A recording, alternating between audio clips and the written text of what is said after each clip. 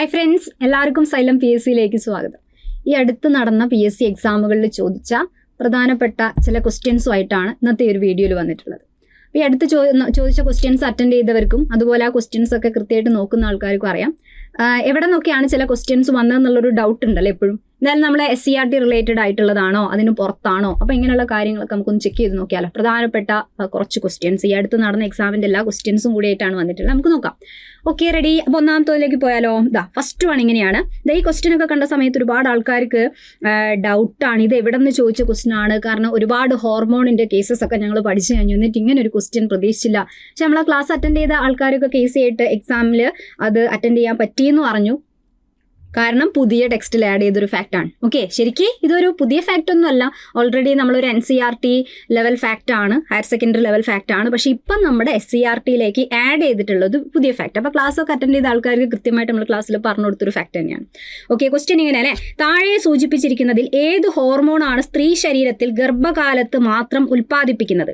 ഇപ്പോൾ ഒരുപാട് ആൾക്ക് ഡൗട്ടായി അല്ലേ. എന്തായാലും ഗർഭകാലത്ത് ഉൽപ്പാദിപ്പിക്കുക എന്നൊക്കെ പറയുമ്പോൾ നമ്മളെ മനസ്സിൽ ഇപ്പോൾ സ്ത്രീ ശരീരം പറയുമ്പോൾ ഈസ്ട്രജൻ വന്നിട്ടുണ്ടാവും, പ്രൊജസ്റ്റിറോൺ വന്നിട്ടുണ്ടാവും. ഈ രണ്ട് ഹോർമോണിൻ്റെ കേസ് നമുക്കറിയാം.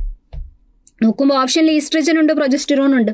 എന്നാലും ഈ ഗർഭം അതേപോലെ ഗർഭം നിലനിർത്താൻ അല്ലേ, അങ്ങനെയുള്ള വാക്കൊക്കെ കേൾക്കുമ്പോൾ നമ്മൾ പ്രൊജസ്റ്റിറോൺ എന്ന് പഠിച്ചിട്ടുണ്ടാവും. എന്ന് വെച്ചാൽ പ്ലാസൻറ്റ അല്ലേ ഒക്കെ ഉണ്ടാവുന്നു എന്നൊക്കെ റിലേറ്റഡ് ആയിട്ട് കാര്യങ്ങൾ അറിയാം. അതേപോലെ പ്രഗ്നൻസി മെയിൻറ്റെയിൻ ചെയ്യാൻ സഹായിക്കുന്ന ഹോർമോൺ എന്നൊക്കെ പറഞ്ഞ് പ്രൊജസ്റ്റിറോൺ പറയുമ്പോൾ കുറേ പേര് പ്രൊജസ്റ്റിറോൺ എന്ന് പറയുന്ന ഒരു ഓപ്ഷനിലേക്കാണ് പോയത്. പക്ഷേ ആൻസർ എന്ന് പറയുന്നത് ഇതൊന്നുമല്ല അല്ലേ. ഗർഭാശയത്തിൽ ഭ്രൂണത്തെ നിലനിർത്താൻ സഹായിക്കുന്ന ഹോർമോൺ ഏത്? ഇങ്ങനെ ഒരു ക്വസ്റ്റ്യൻ ചോദിച്ചാൽ പ്രൊജസ്റ്റിറോൺ എന്ന് പറയുന്നതാണ് ആൻസർ. പക്ഷേ ഇതിൻ്റെ ആൻസർ ഏതാണെന്നറിയോ? ഇതിൻ്റെ ആൻസർ ഏതാ? അപ്പോൾ രണ്ടും അല്ല എന്ന് അറിയുമ്പോൾ ഇപ്പോൾ ആൻസർ അറ്റൻഡ് ആൾക്കാർക്ക് അറിയാം. തൈറോക്സിൻ അല്ല, നല്ല ഉറപ്പുണ്ട്. അപ്പോൾ ആൻസർ എന്ന് പറയുന്നത് ഓപ്ഷൻ ബി ആണ്. ഹ്യൂമൻ കോറിയോണിക് ഗൊണാഡോട്രോപ്പിൻ എന്നതാണ് അതിൻ്റെ ആൻസർ. ഇന്നേ വരെ നമ്മൾ ചിന്തിച്ചിട്ട് പോലും ഉണ്ടാവില്ല അല്ലേ. അപ്പോൾ അതിൻ്റെ ഷോർട്ടാണ് HCG എന്നൊക്കെ പറയട്ടോ, ഹ്യൂമൻ കോറിയോണിക് ഗൊണാഡോട്രോപ്പിൻ. അപ്പോൾ ഇത് വളരെ കൃത്യമായിട്ട് നമ്മളെ ടെക്സ്റ്റ് ബുക്കിൽ പറയുന്നുണ്ട്. പുതിയ ടെക്സ്റ്റ് ബുക്കിലൊക്കെ നല്ല ഭംഗിയായിട്ട് അത് എന്താണെന്ന് വളരെ ക്ലിയർ ആയിട്ട് ആഡ് ചെയ്ത് നമുക്ക് എക്സ്പ്ലെയിൻ ചെയ്ത് തരുന്ന ഒരു ഫാക്റ്റാണ് അത്. ഓക്കെ, അപ്പോൾ ആ ഒരു ഫാക്റ്റിലേക്ക് പോട്ടെ. ഈ ഒരു സ്ലൈഡ് നോക്കാം. നമ്മളെ പുതിയ ടെക്സ്റ്റ് ആണ് കേട്ടോ, 9th ഒക്കെ പുതിയ ടെക്സ്റ്റ് ആണ് ഇവിടെ കൊടുത്തിട്ടുണ്ട്. HCG ഹോർമോൺ കണ്ടോ, ഹ്യൂമൻ കോറിയോണിക് ഗൊണാഡോട്രോപ്പിൻ എന്നതാണ് അതിൻ്റെ പൂർണ്ണ രൂപം. ഇത് ശരിക്കും ഒരു +2 ലെവൽ ടെക്സ്റ്റ് ബുക്കിൽ പറയുന്ന ഹോർമോണിൻ്റെ പേരാണ്.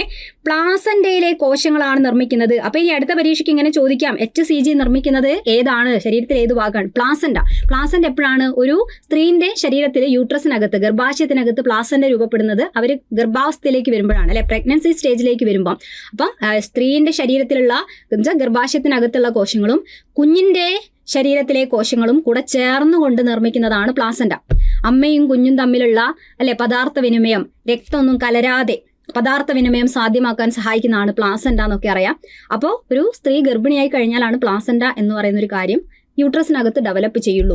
അപ്പോൾ ആ പ്ലാസന്റ് ഉണ്ടാക്കുന്ന ഹോർമോൺ എന്ന് പറഞ്ഞാൽ പ്ലാസന്റ് ഉണ്ടാകുന്നത് പ്രഗ്നന്റ് ആകുമ്പോഴാണ്.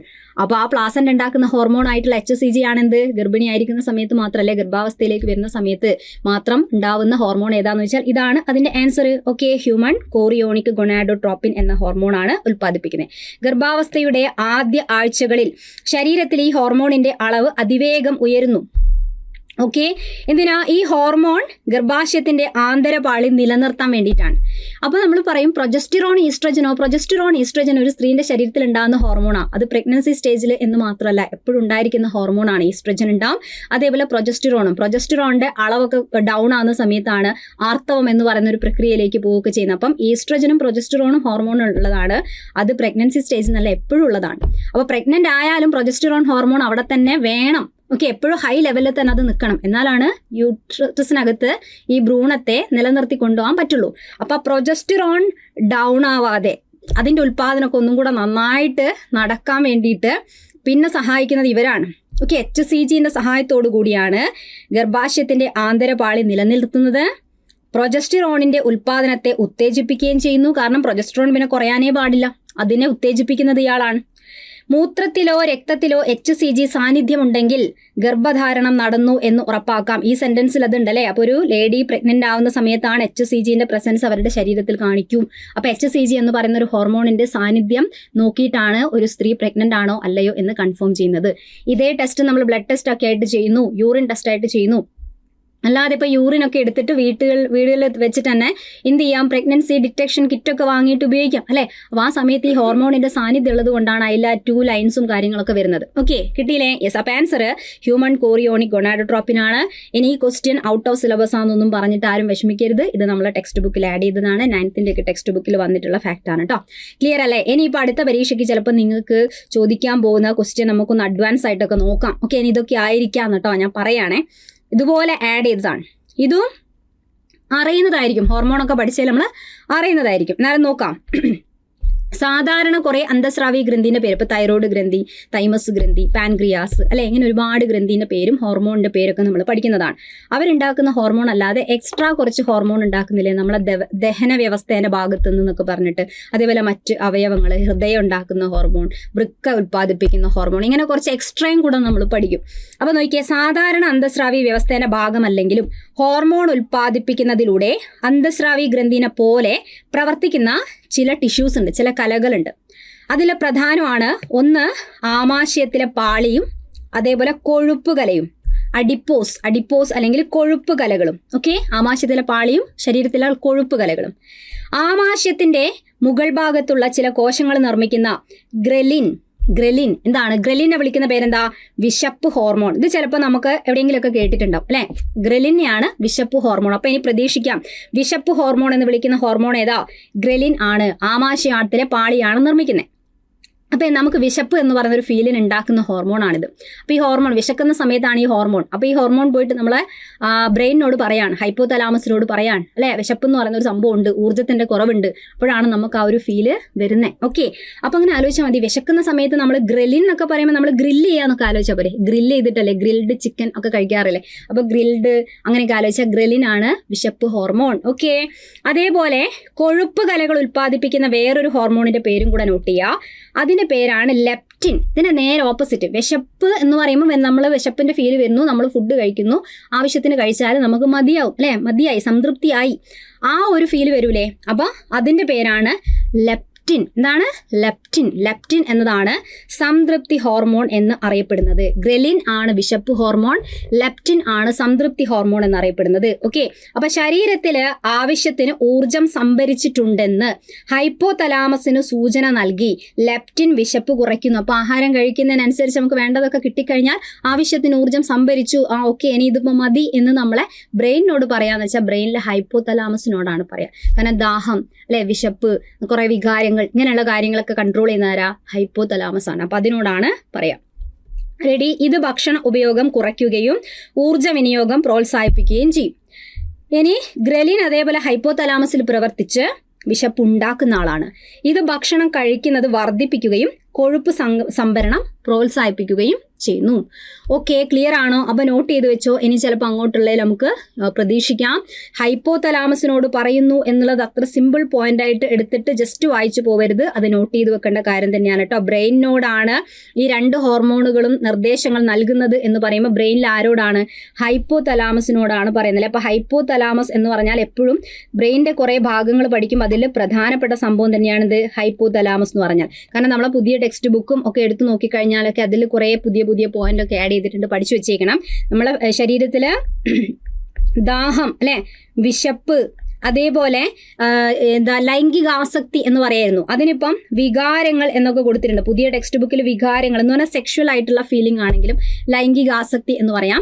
ഇത് അതേപോലെ ശരീരോഷ്മാവ് ഇതിനെയൊക്കെ നിയന്ത്രിക്കാൻ കഴിവുള്ള മസ്തിഷ്കത്തിന്റെ ഭാഗമാണ് ഹൈപ്പോതലാമസ് ആണ് മെയിനായിട്ട് എന്തിനു സഹായിക്കുന്നത്? അങ്ങനെ നമ്മളെ ഉള്ളിലുള്ള എല്ലാ കാര്യങ്ങളും കൃത്യമായി നടക്കാൻ അല്ലെ സഹായിക്കും. ആന്തര സമസ്ഥിതി പാലനത്തിന് സഹായിക്കുന്നു എന്നൊക്കെ പറഞ്ഞുകൊണ്ട് സ്ഥിരം ചോദിക്കുന്ന ഒരു ക്വസ്റ്റ്യൻ ആണ് കേട്ടോ. ആന്തര സമസ്ഥിതി പാലനത്തിന് ഹോമിയോസ്റ്റാസിസ് എന്നൊക്കെയാണ് നമ്മൾ ഇംഗ്ലീഷ് പറയാ. അത് നിലനിർത്തുന്ന വെച്ചാൽ നമ്മുടെ ശരീരത്തിനകത്തുള്ള ഉള്ളിലുള്ള എല്ലാ കാര്യങ്ങളും കൃത്യമായിട്ട് നടക്കണം. എല്ലാ ഗ്രന്ഥിനെ ഏറ്റവും മുകളിലിരുന്ന് കൺട്രോൾ ചെയ്യുന്ന അതിനായക ഗ്രന്ഥി, മാസ്റ്റർ ഗ്ലാൻഡ് ആണ് എന്നൊക്കെ നമ്മൾ വിളിക്കുന്ന ഏറ്റവും മുകളിലുള്ള ഗ്രന്ഥിയാണ് ഹൈപ്പോതലാമസ്. അപ്പോൾ ഒരു ബ്രെയിനിന്റെ ഭാഗമാണ്, അതേസമയം ഹോർമോൺ ഉൽപാദനത്തിലൊക്കെ കഴിവുള്ള അന്തസ്രാവി ഗ്രന്ഥിനെ പോലെ പ്രവർത്തിക്കാൻ കഴിവുള്ള ബ്രെയിനിന്റെ ഒരു മെയിൻ ഭാഗം കൂടിയാണ് ആര്? ഹൈപ്പോതലാമസ് എന്ന് പറയുന്ന ആൾ. Okay, ready, clear? അപ്പൊ ഇതൊന്ന് കൃത്യമായിട്ട് നോട്ട് ചെയ്ത് വെച്ചേക്കാം. ഇനി നമുക്ക് അടുത്തൊരു ക്വസ്റ്റ്യനിലേക്ക് കടന്നാലോ? Okay, ready? അടുത്ത ക്വസ്റ്റ്യൻ ഇങ്ങനെയാണ്. ഇതൊക്കെ അടുത്ത് നടന്ന എക്സാമിൻ്റെ ക്വസ്റ്റ്യൻസ് ആണ്. DOTS directly observed treatment short course അല്ലേ, ഇതാണ് ഇതിൻ്റെ പൂർണ്ണ രൂപം. ഡോട്ട്സ് ഇമ്പോർട്ടൻ്റ് ആയിട്ടുള്ള ഒരു സാധനമാണ്, ഇടയ്ക്കിടയ്ക്ക് ചോദിക്കാറുണ്ടായിരുന്നു. പോരാത്തതിന് ഇപ്പം നമ്മൾ SCERT ടെക്സ്റ്റ് ബുക്കിൽ ഇത് അങ്ങോട്ട് ആഡ് ചെയ്തു. എന്ന ചികിത്സാ രീതി, അപ്പോൾ ഇതൊരു ചികിത്സാ രീതിയുടെ പേരിലാണ് പഠിക്കുക. ഏത് രോഗവുമായി ബന്ധപ്പെട്ടതാണ്? ഡോട്ട്സ് എന്നത് ഏത് രോഗവുമായി ബന്ധപ്പെട്ടതാണ്? എയ്ഡ്സ്, പോളിയോ, ഹെപ്പറ്റൈറ്റിസ് ബി, ക്ഷയരോഗം ബ്രാക്കറ്റിൽ ട്യൂബർകുലോസിസ് എന്ന് കൊടുത്തിട്ടുണ്ട്. TB അല്ലെ, മൈക്കോബാക്ടീരിയം ട്യൂബർകുലോസിസ് ഉണ്ടാക്കുന്നതാണ് ക്ഷയരോഗം എന്ന് പറയുന്ന രോഗം എന്നൊക്കെ നമുക്കറിയാം. ഇപ്പോൾ ഫുള്ളായിട്ട് ഷോർട്ടും എല്ലാം കൊടുത്തിട്ടുണ്ട്. അല്ലെ, ഏതാ രോഗം എന്നറിയോ? ഡോട്ട്സുമായിട്ട് ബന്ധപ്പെട്ടത് ഏതാ? ഡോട്ട്സ് എന്ന് പറയുന്ന ചികിത്സാ രീതി ഉപയോഗിക്കുന്നത് ഏതിലാണ്? ക്ഷയരോഗവുമായി ബന്ധപ്പെട്ടതാണ്. ഓക്കെ, ഏതാണ്? ക്ഷയരോഗം. അപ്പോൾ വേണമെങ്കിൽ ഇങ്ങനെ ആലോചിച്ച് വെക്കല്ലേ, ഇപ്പോൾ ഡോട്ട് അല്ലേ, ഡോട്ട് ഇങ്ങനെ എങ്ങനെ ഇടുന്നതിന് എന്താ പറയുക? നമ്മൾ ഡോട്ട് അല്ലേ, ഡോട്ട്. അപ്പോൾ ആ ഡോട്ട് ജസ്റ്റ് എന്ത് ചെയ്യുന്നു?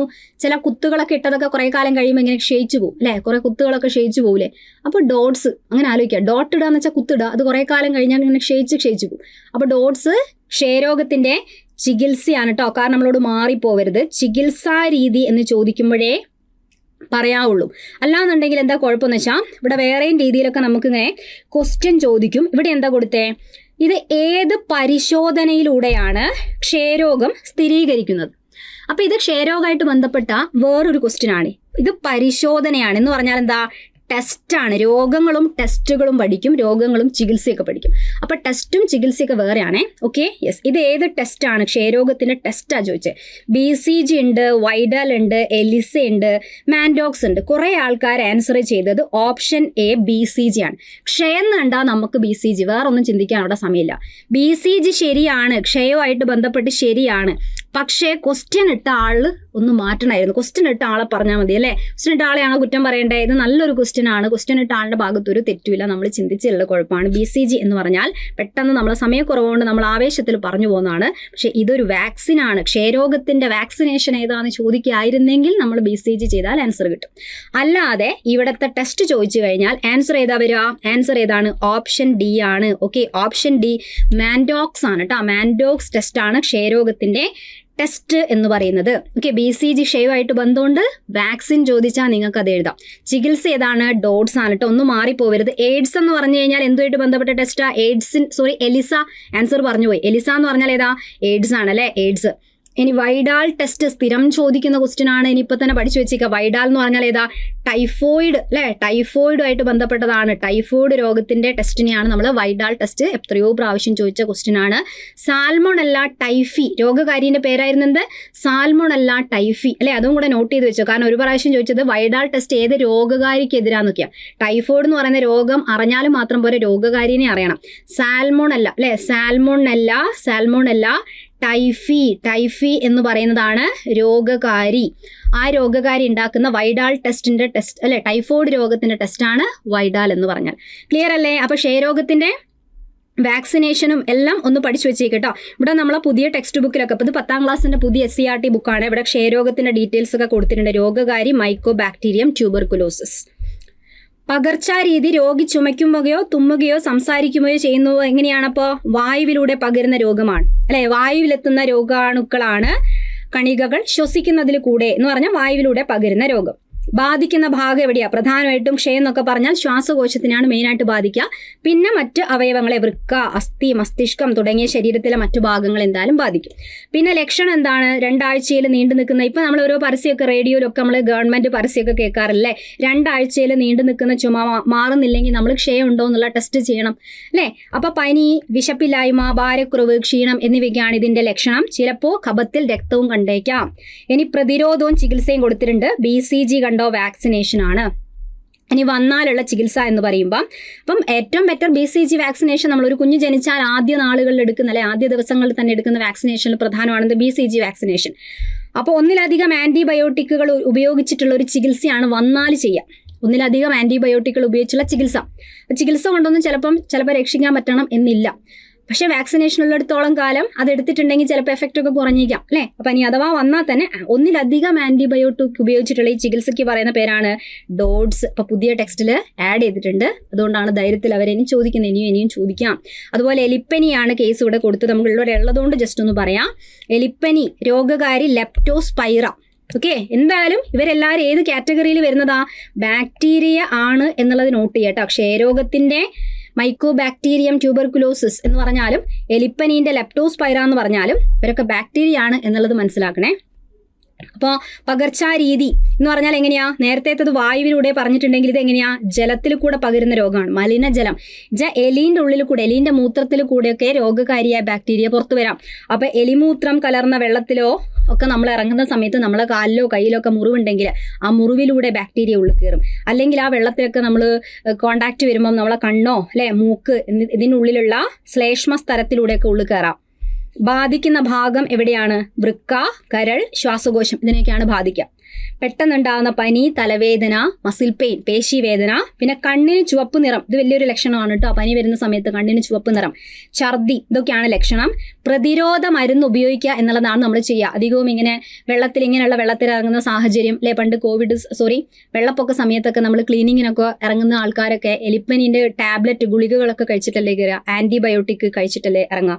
അതേപോലെ കേട്ടോ ആന്റിബയോട്ടിക് ഉപയോഗിച്ചുള്ള ചികിത്സയാണ് ചെയ്യുക. അപ്പോൾ പ്രതിരോധ മരുന്നൊക്കെയാണ്. ഇവിടെ വാക്സിൻ കാര്യങ്ങൾ ഇല്ല. അപ്പൊ ലെപ്റ്റോസ്പൈറയാണ് ബാക്ടീരിയ. അതുകൊണ്ട് ലെപ്റ്റോസ്പൈറോസിസ് എന്ന് നമ്മൾ വിളിക്കുന്ന രോഗമാണ് ഇത് എലിപ്പനി എന്ന് പറഞ്ഞാൽ അല്ലെ, എലിപ്പനി. അപ്പൊ നമ്മളിങ്ങനെ ആലോചിച്ച് വെക്കാറില്ലേ, ലാപ്ടോപ്പ് എന്ന് ആലോചിച്ച് വെക്കുക. ലെപ്റ്റോ പറയുമ്പോൾ ലാപ്ടോപ്പ് എന്ന് ആലോചിച്ച് വെക്കും. അതിനാ ലാപ്ടോപ്പിന്റെ കൂടെ എപ്പോഴും ഒരു മൗസ് ഉണ്ടാവില്ലേ? വേണമെന്നില്ല, നിർബന്ധമൊന്നുമില്ല, എന്നാലും നമ്മൾ പറയാം ലാപ്ടോപ്പും കമ്പ്യൂട്ടറൊക്കെ യൂസ് ചെയ്യുമ്പോൾ ഒരു മൗസ് ഉണ്ടെങ്കിൽ നല്ലതല്ലേ. മൗസ് എന്ന് പറയുമ്പോൾ എലി ആലോചിക്കുക. ലാപ്ടോപ്പ് മീൻസ് ലെപ്റ്റോസ്പൈറോസിസ് എന്ന് നമ്മൾ ആലോചിക്കാം. ലെപ്റ്റോസ്പൈറ എന്ന് ആലോചിക്കാം. ക്ലിയർ കിട്ടിയില്ലേ? യെസ്. അപ്പോൾ അത്രയും സംഭവങ്ങളൊക്കെ അത്രയേ ഉള്ളൂ. ഇനി അടുത്ത ഒരു ക്വസ്റ്റ്യനിലേക്ക് നമ്മൾ കടക്കുവാണെങ്കിൽ, അടുത്തൊരു ക്വസ്റ്റ്യനിലേക്ക് പോവുകയാണെങ്കിൽ ഇതാ എപ്പോഴും ചോദിക്കുന്ന ക്വസ്റ്റ്യൻ ആണെങ്കിൽ കുറേ കൊതുകിനെ പറ്റിയും കാര്യങ്ങളൊക്കെ നമ്മൾ പഠിക്കണം എന്ന് പറയാം. മലേറിയ രോഗം പരത്തുന്ന കൊതുക് ഏത് വിഭാഗത്തിൽ വരുന്നു? മെയിനായിട്ട് 2-3 കൊതുകിൻ്റെ കാര്യമാണ് നമ്മൾ ഓർത്തു വെക്കേണ്ടത്. മലേറിയയായിട്ട് ബന്ധപ്പെട്ട് എന്താ വേണ്ടേ? മലയിലാണ് ആരുണ്ടാവുക? ആന ഉണ്ടാവുക അല്ലേ? മലയിലാണ് ആന ഉണ്ടാവുക, അങ്ങനെയല്ലേ നമ്മൾ പഠിക്കാം. അപ്പോൾ ആന ഉണ്ടാവുന്ന എന്തിനാ അവിടെ പറയുന്നത്? ഇപ്പം അനോഫിലസ് കൊതുകാണ്, ഫീമെയിൽ അനോഫിലസ് മൊസ്കിറ്റോ അല്ലെ, ഫീമെയിൽ അനോഫിലസ് മൊസ്കിറ്റോ ആണ് ഇതിന് കാരണം. അപ്പോൾ ആലോചിച്ച് വെക്കാം. ഇനി ക്യൂലെക്സിന്റെ പേരും ഈഡിസിന്റെ പേരും ഒക്കെ കൊടുത്തിട്ടുണ്ട് അല്ലെ. ക്യൂലെക്സ് എന്ന് കേൾക്കുമ്പം ഏത് കൊതുകിനെയാണ് ആലോചിക്കേണ്ടത്? ക്യൂ നിൽക്കാൻ പ്രയാസം കാലിന് എന്തെങ്കിലും വരുമ്പോഴാണ്. അപ്പോൾ കാല് തടിച്ച് വീങ്ങി നിൽക്കുവാണ്. ഏത് രോഗത്തിന്റെ ലക്ഷണമാണ്? മന്ത് രോഗം അല്ലെ. മന്ത് രോഗം എന്ന് പറയുന്ന സമയത്ത് നമ്മൾ ക്യൂലെക്സിന്റെ കൊതുകിന്റെ കേസ് ആലോചിക്കാം. ഓക്കെ, റെഡി അല്ലേ? യെസ്. അതേപോലെ ക്യൂലെക്സ് മന്ത് രോഗമാണെങ്കിൽ അതേപോലെ ജപ്പാൻ ജ്വരം എന്നൊക്കെ പറയുമ്പം അതൊക്കെ ഇതുമായിട്ട് ബന്ധപ്പെട്ടതാണ്. ഈഡിസ് ഏതാ? ഈഡിസ് ഈജിപ്തി അല്ലേ. അപ്പൊ ഇത് മലേറിയ എന്നുള്ളതിന് പകരം മലമ്പനി എന്ന് പറയുന്ന ഒരു പേരും കൂടെ ഉണ്ട്, നോട്ട് ചെയ്തൊക്കെ. രണ്ടും സെയിം ആണ്, ഒന്ന് ഇംഗ്ലീഷ് ഒന്ന് മലയാളം. ഈഡിസിന്റെ കേസിലാണെങ്കിൽ എന്താ പറയണ്ടേ? നമ്മളെ ചിക്കൻ ഗുനിയ അല്ലെ. ചിക്കൻ ഗുനിയ എന്ന് പറയുന്ന നമ്മളെ കൊതുക് എന്ന് പറയുന്ന സ്ഥിരമായിട്ട് ഇനി വരുന്ന രോഗം ചിക്കൻ ഗുനിയ ആണെങ്കിലും ഇനി ഡെങ്കി ആണെങ്കിലും അല്ലെ, മഞ്ഞപ്പനി അല്ലെ, മഞ്ഞപ്പനി എന്ന് പറയുന്ന കേസാണെങ്കിലും ഇവിടെയൊക്കെ ഏതാ വേണ്ടത്? മഞ്ഞപ്പനി. അതേപോലെ സിക്ക ഇങ്ങനെയുള്ള കേസിലൊക്കെ ഏതാണ്? ഈഡിസ് ആണ് വേണ്ടത്. ക്യൂലെക്സിന്റെ കേസിൽ എപ്പോഴും ചോദിക്കുന്ന മന്ത് രോഗമാണ് പ്രധാനം കേട്ടോ. അതേപോലെ ജപ്പാൻ ജ്വരം. യെല്ലോ ഫീവർ ഒക്കെ എടുത്ത് ചോദിച്ചേ മഞ്ഞപ്പനിക്ക് കാരണമായിട്ടുള്ള രോഗകാരി ഏത്? വൈറസാണ്. ഈ കൂട്ടത്തില് ചിക്കൻ ഗുനിയ ആണെങ്കിലും ഡെങ്കി ആണെങ്കിലും മഞ്ഞപ്പനി ആണെങ്കിലും ഒക്കെ എന്തുതന്നെയാണ്? വൈറസാണ് രോഗകാരി. പക്ഷെ മന്ത് രോഗം എന്ന് പറയുമ്പോൾ വിരയാണ്. മലേറിയ എന്നൊക്കെ പറഞ്ഞാൽ പ്രോട്ടോസോവ വിഭാഗമാണ്, പ്ലാസ്മോഡിയ കേട്ടോ. അതൊക്കെ എപ്പോഴും ചോദിക്കുന്നതാണ്, മാറിപ്പോവരുത്. അടുത്ത ഒരു ക്വസ്റ്റ്യനിലേക്ക് കടക്കുകയാണെങ്കിൽ എന്താ? കേരളത്തിൽ ആദ്യത്തെ സ്കിൻ ബാങ്ക് എവിടെ ആരംഭിച്ചു എന്നാണ്. സ്കിന്നാണ്. സ്കിൻ എന്ന് വെച്ചാൽ നമ്മളെ ത്വക്കാണ്. ത്വക്ക് അറിയാലോ. സ്കിൻ ബാങ്ക്, രക്തബാങ്കിൽ നമ്മൾ രക്തം സൂക്ഷിക്കുന്നത് പോലെ ഈ മരിച്ച ആൾക്കാരുടെ സ്കിൻ എടുത്തിട്ട് സൂക്ഷിച്ചു വെക്കും. ഡൊണേറ്റ് ചെയ്യുന്ന സ്കിന്ന് എടുത്ത് സൂക്ഷിച്ചു വെക്കും. എന്തിനാണ്? നമുക്കറിയില്ല, ചില തീപ്പൊള്ളലൊക്കെ ഏൽക്കുന്ന കേസിലൊക്കെ ബേണിങ് അല്ലെ, സിവിയർ ആയിട്ട് ബേൺ ചെയ്യുക. തീപ്പൊള്ളലൊക്കെ ഏൽക്കുമ്പോൾ ആ ഭാഗത്ത് സ്കിന്ന് വെച്ച് പ്ലാസ്റ്റിക് സർജറി പോലെ ചെയ്യും. അപ്പോൾ ഇതുപോലെ ഒറിജിനൽ സ്കിൻ ഇങ്ങനെ മരിച്ച ആൾക്കാരിൽ നിന്നൊക്കെ ഡൊണേറ്റ് ചെയ്ത് കിട്ടുന്ന സ്കിന്നൊക്കെ സൂക്ഷിച്ചു വെക്കുന്നതാണ് സ്കിൻ ബാങ്ക് എന്ന് പറഞ്ഞാൽ. അപ്പോൾ തീപ്പൊള്ളൽ പറ്റിയ ആ ഭാഗത്ത് ഇതൊക്കെ വെച്ചിട്ട് നമ്മൾ പ്ലാസ്റ്റിക് സർജറി ഒക്കെ ചെയ്ത് കഴിഞ്ഞാൽ അവരുടെ ഉള്ളിലേക്കുള്ള ഇൻഫെക്ഷൻ കയറുന്നതും ഒക്കെ ഒഴിവാക്കാം, പെയിൻ കുറയ്ക്കാം, അങ്ങനെയുള്ള റിലീഫിനൊക്കെ വേണ്ടി ചെയ്യുന്ന ശസ്ത്രക്രിയകളൊക്കെയാണ്. അപ്പോൾ അതിന് വേണ്ടിയിട്ടുള്ള സ്കിൻ ബാങ്ക് എവിടെ ആരംഭിച്ചു എന്നുള്ളതാണ്. അപ്പോൾ എവിടെയാണ് ആരംഭിച്ചതെന്ന് അറിയോ? ഇത് ഈ അടുത്തൊരു എക്സാമിന് ചോദിച്ചതാണ്, നോട്ട് ചെയ്ത് വെക്കുക. ഗവൺമെൻറ് മെഡിക്കൽ കോളേജ് തിരുവനന്തപുരത്താണ് കേട്ടോ. തിരുവനന്തപുരത്താണ് ആരംഭിച്ചത്. Okay, ready, clear. അപ്പോൾ നോട്ട് ചെയ്ത് വെക്കുക. അപ്പോൾ എന്തായാലും സ്കിൻ എന്ന് പറയുന്ന ഒരു കാര്യം ഇവിടെ നമ്മൾ നോട്ട് ചെയ്തത് കൊണ്ട് പറഞ്ഞതുകൊണ്ട് ജസ്റ്റ് റിലേറ്റഡ് കാര്യം പറയുകയാണെങ്കിൽ അല്ലെ, ത്വക്ക് എന്ന് പറയുന്നതായിട്ട് ബന്ധപ്പെട്ട് നമുക്ക് പെട്ടെന്ന് ഓർമ്മിക്കാൻ പറ്റുന്ന കാര്യം എന്താ? ത്വക്കിനെ പറ്റി ഇപ്പം നമ്മൾ 2 വാക്കാണെങ്കിലും പഠിച്ചു. ത്വക്കിനെ കുറിച്ചുള്ള പഠനത്തിനൊപ്പം നമുക്ക് എന്താ പറയാൻ പറ്റുക? പഠനം പഠനത്തിന് പറയുന്ന പേരെന്താ?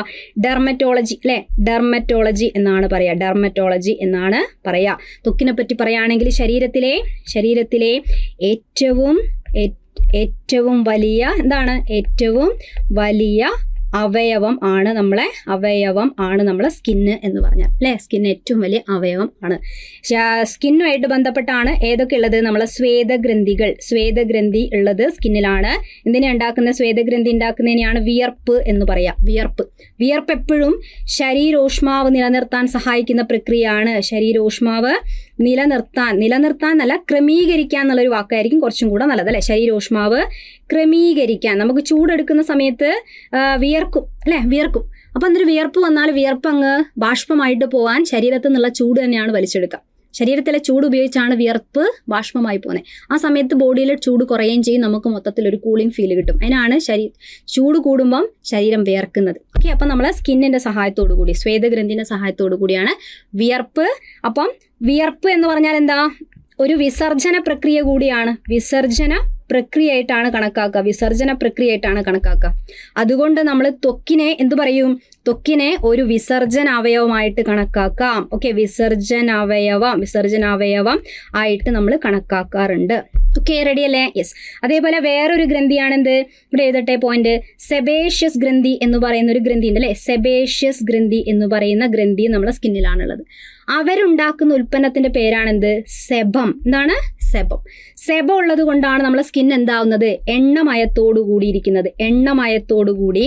അതേപോലെ വെള്ളം പറ്റിപ്പിടിക്കാത്തത്. അതിനെന്താണ് ഇംഗ്ലീഷ് പറയാ? വാട്ടർ പ്രൂഫ് അല്ലെ. വെള്ളം പറ്റിപ്പിടിക്കാത്തതാവാനൊക്കെയുള്ള കാരണം, നമ്മളിപ്പോൾ എത്ര വെള്ളത്തിൽ കുളിച്ചാലും സ്വിമ്മിംഗ് പൂളിൽ ഒരു 2-3 മണിക്കൂറൊക്കെ ചാടിത്തുള്ളി കളിച്ചു കഴിഞ്ഞാലും അവിടെ നിന്ന് ഇറങ്ങി ഒന്ന് തുറച്ചു കഴിഞ്ഞാൽ നമ്മുടെ സ്കിന്ന് പഴയതുപോലെ ആയില്ല. അല്ലാതെ വെള്ളം ഉള്ളിൽ കയറുന്നുണ്ടോ? നനവ് അവിടെ തന്നെ ഇരിക്കുമോ? ഇല്ല. അപ്പം നമ്മുടെ സ്കിന്ന് വാട്ടർ പ്രൂഫാണ്, എണ്ണമയത്തോടു കൂടി മിനുസത്തോടു കൂടിയാണ് ഇരിക്കുന്നത്. അതിന് കാരണമാണ് സെബേഷ്യസ് ഗ്രന്ഥി ഉണ്ടാക്കുന്ന സെബം. ഓക്കെ, എന്താണ്? സെബം. അപ്പൊ സ്കിന്ന് അല്ലെ. അതുപോലെ എപ്പോഴും ചോദിക്കുന്ന ഒരു സാധനമാണ് നമ്മളെ സ്കിൻ. എല്ലാവരെയും സ്കിന്നിന് ഒരേ നിറമല്ല. അപ്പൊ ത്വക്കിന്റെ നിറം അല്ലെ, നിറം നൽകുന്ന വർണ്ണവസ്തു ഏതാണ് എന്നുള്ള ക്വസ്റ്റ്യൻ ഇടയ്ക്ക് ചോദിക്കാറില്ലേ. ഇപ്പം ചോദിക്കാറില്ലേ? ആൻസർ എന്താണ്? മെലാനിൻ.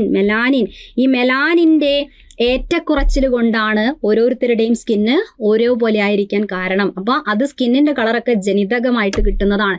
ഇതിനെ നിയന്ത്രിക്കുന്ന ജീനുകളാണ് അല്ലെ. ഒന്നിൽ കൂടുതൽ ജീനുകളുടെ കൺട്രോളിലാണ് നമ്മുടെ ശരീരത്തിലെ മെലാനിൻ പ്രൊഡക്ഷൻ. അതുകൊണ്ട് നമ്മളെ പുതിയ ടെക്സ്റ്റ് ബുക്കിൽ ഇപ്പോൾ ആഡ് ചെയ്തൊരു +2 ലെവൽ ഫാക്റ്റ് ആണ് പോളിജീനിക് ഇൻഹെറിറ്റൻസ് അല്ലെ. ഇൻഹെറിറ്റൻസ് എന്ന് പറയുന്ന ഒരു പ്രതിഭാസമാണ് ഈ മെലാനിൻ പ്രൊഡക്ഷനെയും അതേപോലെ ഓരോരുത്തരുടെ സ്കിന്നിന് ഓരോരോ നിറം കിട്ടാനും കാരണമായിട്ടുള്ളത്. കാരണം മെലാനിൻ്റെ പ്രൊഡക്ഷനെ ഒന്നിൽ കൂടുതൽ ജീനുകളാണ് നിയന്ത്രിക്കുന്നത്. അപ്പോൾ മെലാനിൻ പ്രൊഡക്ഷൻ ഓരോരുത്തരുടെയും ശരീരത്തിൽ ഒരേപോലെയല്ല, ചിലരിൽ കൂടുതലായിരിക്കും, കുറവായിരിക്കും. അതിനനുസരിച്ച് സ്കിൻ കളർ വ്യത്യാസപ്പെടും. അപ്പോൾ ആ ഒരു പ്രതിഭാസം, ആ ഒരു പ്രക്രിയയ്ക്ക് പറയുന്ന പേരാണ് പോളിജീനിക് ഇൻഹെറിറ്റൻസ് എന്നാണ് നമ്മൾ പറയുക. ആ ഒരു ഫിനോമിനന് പറയുന്ന പേരാണ്. ഓക്കെ അല്ലേ? റെഡി. അപ്പോൾ ഒറ്റ ക്വസ്റ്റ്യന് കൂടെ സ്കിന്നിനെ വെട്ടി നമ്മളൊരു ക്വിക്കായിട്ടൊന്ന് റിവൈസ് ചെയ്ത് തിരിച്ചു വന്നു. അടുത്തൊരു ക്വസ്റ്റ്യനിലേക്ക് നമ്മൾ പോവുകയാണെങ്കിൽ, സിമ്പിൾ ക്വസ്റ്റ്യൻ. ജലദോഷത്തിന് കാരണമായ രോഗകാരി ഏതാണ്? കോമൺ കോൾഡ് ആണെങ്കിലും വന്നു കഴിഞ്ഞാൽ നമ്മൾ ഒരു വീക്ക് അല്ലെ ഒരാഴ്ചത്തേക്ക് നമുക്ക് പണി കിട്ടും. ആകെപ്പാടെ ബുദ്ധിമുട്ടാണ്. മൂക്കിനാണ് പ്രശ്നം വരിക. മൂക്ക്, ശ്വാസനാളത്തിനൊക്കെയാണ്. പിന്നെ ജലദോഷത്തിന് നമ്മൾ അങ്ങനെ ഒരു വലിയ സംഭവമായിട്ട് എടുക്കാതെ, ശ്വാസകോശത്തിനൊന്നും ബാധിക്കാതെ മൂക്ക് അതേപോലെ ശ്വാസനാളം വരെയൊക്കെ പോകുന്നൊരു സംഭവമാണ് ജലദോഷം, ഇൻഫെക്ഷൻ അല്ലേ. കാരണം ആരാ? വൈറസ് ആണ് എന്ന് മനസ്സിലാക്കുക. ഇവിടെ കൃത്യമായി കൊടുത്തിട്ടുണ്ട് റൈനോ വൈറസ്. ഇതാണ് റൈനോ വൈറസ്. റൈനോപ്ലാസ്റ്റി എന്നൊക്കെ പറയും. മൂക്കിനൊക്കെ ചെയ്യുന്ന ശസ്ത്രക്രിയയ്ക്ക് റൈനോപ്ലാസ്റ്റി. അപ്പോൾ റൈനോ എന്നുള്ള വാക്കൊക്കെ മൂക്കുമായിട്ട് ബന്ധപ്പെട്ടൊരു വാക്കാണ്. ഓക്കെ, റൈനോ വൈറസ് എന്നുള്ളത് നോട്ട് ചെയ്ത് വെക്കാം. റെഡി അല്ലേ? ക്ലിയർ അല്ലേ? ആദ്യം വൈറസ് ആണ് എന്നുള്ളത് നോട്ട് ചെയ്യട്ടോ, എന്നിട്ട് റൈനോ വൈറസ് എന്നാണ് പഠിച്ചു വെക്കാം. ചോദിക്കാറുണ്ട്, ഇതുപോലെ ഇടയ്ക്കൊക്കെ ചോദിക്കുന്ന ക്വസ്റ്റ്യൻ ആണ്. കോമൺ കോൾഡ് ആണെങ്കിലും നമ്മൾ പഠിക്കാതെ ഏക്കരുത്. അപ്പോൾ എങ്ങനെയൊക്കെയാണ് പകരുന്നത്? ജലദോഷം എങ്ങനെയാണ് പകരുന്നത്? വന്നു കഴിഞ്ഞാൽ നമുക്ക് മാസ്ക് ഒക്കെ ഉപയോഗിച്ചാൽ മറ്റുള്ളവർക്ക് സ്പ്രെഡ് ആവുന്നത് കുറയ്ക്കാം എന്ന് പറഞ്ഞാൽ എങ്ങനെയാ? വായുവിലൂടെ പകരും അല്ലേ. പക്ഷേ ഈ ജലദോഷമായിട്ട് ബന്ധപ്പെട്ട് നമ്മൾ കൈയൊക്കെ ഉപയോഗിച്ച് മൂക്കൊക്കെ തുടയ്ക്കുന്ന സമയത്ത് നമ്മൾ പെന്നും ബുക്കോ ലാപ്ടോപ്പോ അല്ലെ വാതിൽ ഹാൻഡിൽസോ ഇതൊക്കെ നമ്മൾ തൊട്ട് കഴിഞ്ഞാൽ അത് ഒരു രോഗമില്ലാത്ത ഒരാളും ടച്ച് ചെയ്താലും വരും. അപ്പോൾ അയാൾക്ക് കിട്ടും അല്ലേ. അപ്പോൾ വായുവിൽ കൂടെ പകരുന്നു, സമ്പർക്കം മുഖേനയൊക്കെ പകരുന്ന രോഗമാണ് ഏത്? ജലദോഷം എന്ന് പറഞ്ഞാൽ ക്ലിയർ അല്ലേ? യെസ്. അപ്പൊ HIV വൈറസ് ഉണ്ടാക്കുന്ന രോഗം ഏതാ? എയ്ഡ്സ് രോഗമാണെന്ന് അറിയാത്തവരുണ്ടെങ്കിൽ നോട്ട് ചെയ്ത് വെക്കുക. സ്ട്രെപ്റ്റോകോക്കസ് എന്നേ കൊടുത്തിട്ടുള്ളൂ. സ്ട്രെപ്റ്റോകോക്കസ് ന്യൂമോണിയ എന്നാണെങ്കിൽ ഏത് രോഗമാണ്? ന്യൂമോണിയ അല്ലെ? ന്യൂമോണിയായിട്ട് ബന്ധപ്പെട്ട ഇതാണ്. ബാക്ടീരിയോഫേജ് എന്ന് പറഞ്ഞാൽ എന്താ സാധനം? ബാക്ടീരിയോഫേജ് എന്താ? ബാക്ടീരിയോഫേജ് എന്ന് പറഞ്ഞാൽ ബാക്ടീരിയ അല്ല, ഇതൊരു വൈറസിന്റെ പേരാണ്. ഓക്കെ, വൈറസിന്റെ പേരാ. പിന്നെ എന്തുകൊണ്ടാണ് വൈറസിനൊക്കെ ബാക്ടീരിയോഫേജ് എന്ന് പേരിട്ടെ? വേറെ പേരില്ലായിട്ടാണോ? വൈറസിനൊക്കെ എന്തിനാ ബാക്ടീരിയോഫേജ് എന്ന് വിളിക്കുന്നത്? കാരണം എന്താ? ബാക്ടീരിയനെ അല്ലെ, ബാക്ടീരിയയെ ബാധിക്കുന്ന എന്ന് പറയാം, അല്ലെങ്കിൽ വേണമെങ്കിൽ ഒന്നും കൂടെ ഉഷാറാക്കാൻ വേണ്ടി ആക്രമിക്കുന്ന എന്നൊക്കെ വേണമെങ്കിൽ പറയാം അല്ലെ. ആക്രമിക്കുന്ന അല്ലെങ്കിൽ ബാധിക്കുന്ന വൈറസ് ആണ്. അപ്പോൾ വൈറസ് ഭയങ്കര പ്രശ്നക്കാരനാണ് അല്ലെ. ഈ വൈറസ് സസ്യങ്ങളെയും ജന്തുക്കളെയും മനുഷ്യനെയും എല്ലാ ആൾക്കാരെയും, മനുഷ്യൻ ഉൾപ്പെടുന്ന ജന്തുക്കളെയും ഒക്കെ പല രോഗങ്ങൾ ഉണ്ടാക്കുന്നു എന്നറിയാം. പോരാത്തതിന് ബാക്ടീരിയ പോലുള്ള സൂക്ഷ്മജീവികളെ പോലും ഇവന്മാര് വെറുതെ വിടാറില്ല. അങ്ങനെ ബാക്ടീരിയനൊക്കെ ബാധിക്കുന്ന വൈറസിനെ നമ്മൾ വിളിച്ച പേരാണ് ബാക്ടീരിയോഫേജ്. ഓക്കെ, ബാക്ടീരിയോഫേജ് എന്നാണ് പറയാട്ടോ. റെഡി? +1 ബാക്ടീരിയോഫേജിന്റെ വലിയൊരു ചിത്രവും കാര്യങ്ങളൊക്കെ ഇങ്ങനെ കൊടുത്തിട്ടുണ്ട്. ഇതേപോലെ ഒരു തലയും അല്ലെ, ഒരു കഴുത്തും അതേപോലെ ഒരു ടെയിൽ ഫൈബറൊക്കെ ആയിട്ട് ഇമ്മാതിരി ഒരു ജീവിയെ ഞങ്ങൾ കാണാറുണ്ടാവും. ഇതാണ് ബാക്ടീരിയോഫേജ്. ഈ കാണുന്ന മൊത്തം സാധനം അതിന്റെ പ്രോട്ടീൻ കൊണ്ടുള്ള കോട്ടാണ്. ഇതിന്റെ ഉള്ളിൽ ഇവിടെ തലഭാഗത്തായിട്ട് ഇങ്ങനെ ഇതിനുള്ളിൽ എന്തുണ്ട്? ഇതിന്റെ ജനിതക വസ്തു ഉണ്ട്. അതിന്റെ പേര് അത് DNA ആണ്. ഓക്കെ, എന്താണ്? DNA ആണ്. ജനിതക വസ്തു ഏതാ? DNA തന്നെയാണ്. ഈ കാണുന്ന സാധനം മൊത്തം എന്താണ്? ഇതതിന്റെ പ്രോട്ടീൻ കൊണ്ട് നിർമ്മിച്ച ഒരു ആവരണം. ഒരു വൈറസിന്റെ ഘടന വളരെ സിമ്പിൾ ആണ് അല്ലെ. പ്രോട്ടീൻ കൊണ്ട് നിർമ്മിച്ച ഒരു ആവരണം, ഉള്ളിലൊരു ജനിതക വസ്തു, അത്രേ ഉണ്ടാവുള്ളൂ. ജനിതക വസ്തു DNA ആവാം, RNA ആവാം. ഇവിടെ ഏതാണ്? DNA ആണ്. ഈ പ്രോട്ടീൻ ആവരണത്തിനെയാണ് നമ്മൾ ക്യാപ്സിഡ് എന്നൊക്കെ വിളിക്കാറ്. റെഡി? ക്ലിയർ? ഓക്കെ അല്ലേ? യെസ്.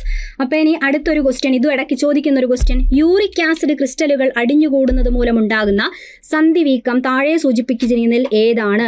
യൂറിക് ആസിഡ് ക്രിസ്റ്റൽ, പരലുകൾ എന്നാണ് പണ്ടത്തൊക്കെ ചോദിക്കുമ്പോൾ ക്രിസ്റ്റലിനെ പരലെന്ന് ചോദിക്കും. യൂറിക് ആസിഡിന്റെ പരലുകൾ അടിഞ്ഞുകൂടുന്നത് മൂലം ഉണ്ടാകുന്ന രോഗം. ഇത് അസ്ഥിയും അസ്ഥിസന്ധി ഇങ്ങനെയൊക്കെ പഠിക്കൂലേ, ആ ഭാഗത്ത് വരുന്നൊരു ക്വസ്റ്റ്യൻ.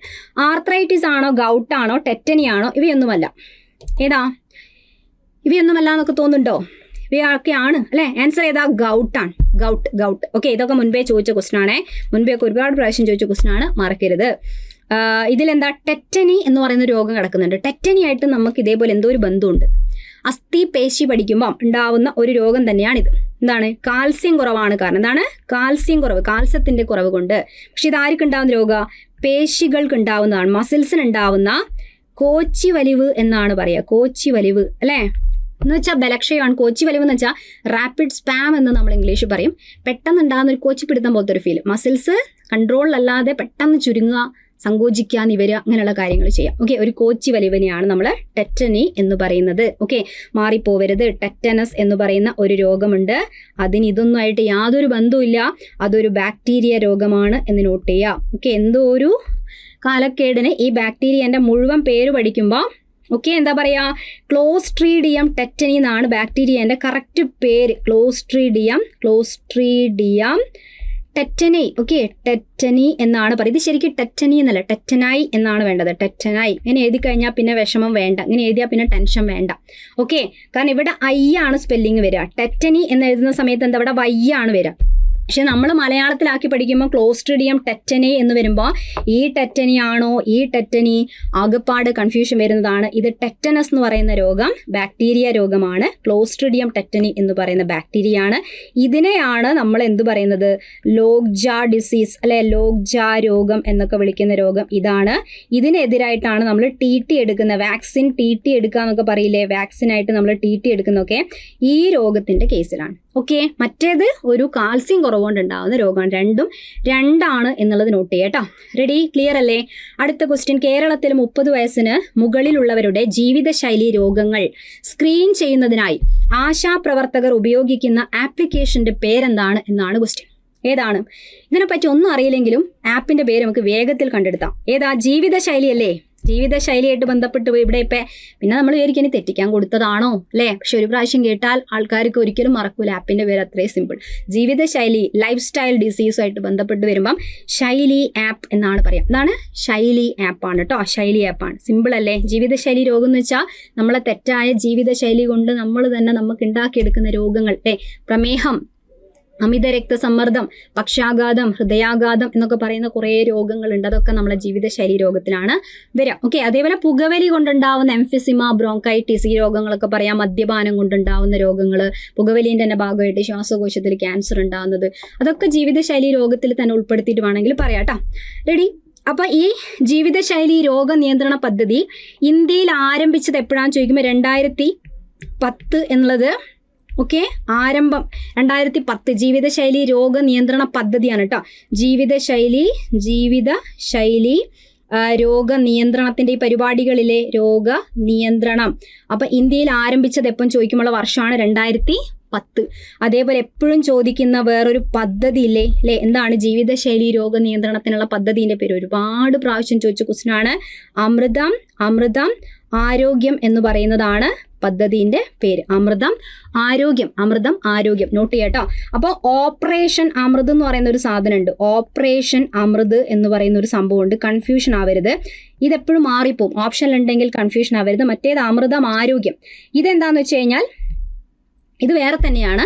ഇത് ആൻറ്റിബയോട്ടിക്കിൻ്റെ അമിത ഉപയോഗമാണ് കേട്ടോ. ആൻറ്റിബയോട്ടിക് അതിൻ്റെ അമിത ഉപയോഗം, ബാക്ടീരിയയ്ക്ക് എതിരായിട്ട് നമ്മൾ ഉപയോഗിക്കുന്ന മെഡിസിനാണ് അല്ലേ, അത് തടയുക എന്നുള്ള ലക്ഷ്യത്തോടു കൂടിയുള്ള പദ്ധതിയാണ് ഓപ്പറേഷൻ അമൃത്. ഇവിടെ എന്താ ആലോചിച്ചാൽ മതി, ആൻറ്റിബയോട്ടിക് എന്നൊക്കെ പറഞ്ഞാൽ ഒരു മരുന്നാണ്, അമൃത് പോലെയാണ്. പക്ഷേ അമിതമായാൽ അമൃതും വിഷം. അപ്പോൾ ആൻറ്റിബയോട്ടിക് ഒക്കെ അനാവശ്യമായിട്ടൊക്കെ കഴിച്ചു കഴിഞ്ഞാൽ പ്രശ്നമാണെന്ന് പറഞ്ഞാൽ ഡോക്ടേഴ്സ് തരുമ്പം കഴിക്കാന്നല്ലാതെ ചിലരെന്ത് ചെയ്യും, പഴയ മരുന്നൊക്കെ ഉണ്ടെങ്കിലൊക്കെ എടുത്ത് കഴിക്കും അല്ലേ. അപ്പോൾ അങ്ങനെയുള്ളതൊന്നും ചെയ്യാതിരിക്കുക. അപ്പോൾ ഓപ്പറേഷൻ അമൃത് എന്നതാണ് ആ പദ്ധതിൻ്റെ പേര്. അത് വേറെയാണ്, ഇത് വേറെയാണ്.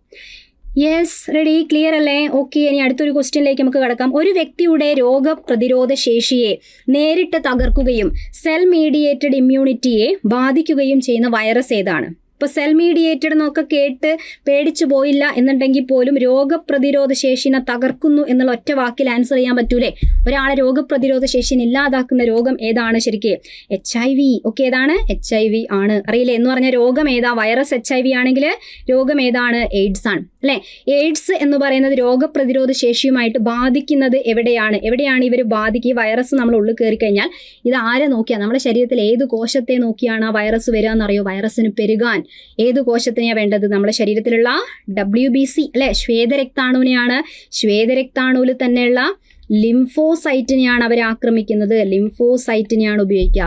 ലിംഫോസൈറ്റ് തന്നെ B ആണോ T ആണോ എന്ന് ചോദിച്ചു കഴിഞ്ഞാൽ T ലിംഫോസൈറ്റിനെയാണ്. ഓക്കെ, T ലിംഫോസൈറ്റിനെയാണ് ബാധിക്കുന്നത്. പ്രതിരോധശേഷി ഇല്ലാതാക്കുന്ന രോഗമാണ്. ഇതിൽ സെൽ മീഡിയേറ്റഡ് ആണ് അല്ലെ. സെൽ മീഡിയേറ്റഡ് എന്ന് പറയുമ്പോൾ തന്നെ എന്താണ്? ലിംഫോസൈറ്റ് എന്ന് പറയുന്ന രക്തകോശത്തിനെയാണ് ഇവർ ബാധിക്കുന്നത്. ഓക്കെ, അതുകൊണ്ടൊക്കെയാണ് അങ്ങനെ എടുത്ത് പറയാനുള്ള റീസൺ. ക്ലിയർ ഓക്കെ ആണെന്ന് വിചാരിക്കുന്നു. നോട്ട് ചെയ്യണേ. നമ്മളെ പുതിയ ബുക്കിലൊക്കെ HIV റിലേറ്റഡ് ആയിട്ടൊക്കെ നല്ല സ്ലൈഡൊക്കെ കൊടുത്തിട്ടുണ്ട്.